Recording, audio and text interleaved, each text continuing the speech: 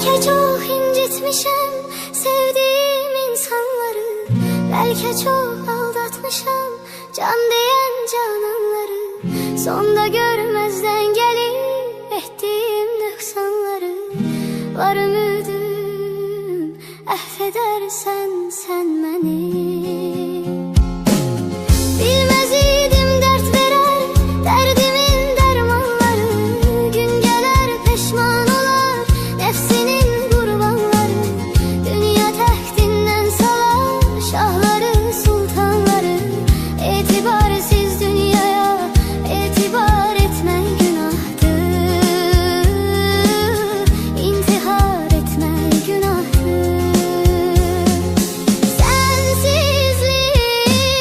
Sensizlik çok çetin dünyada.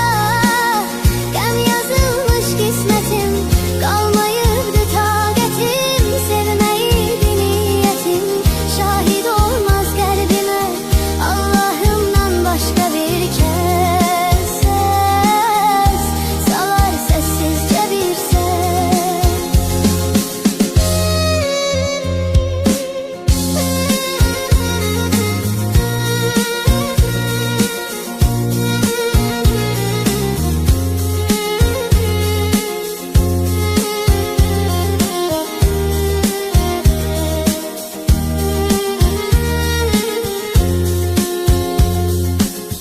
Sen giden günden beri vesfidir sözler seni.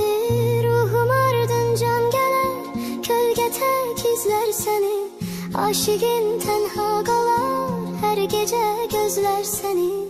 Hasretinden mahvedersen sen beni.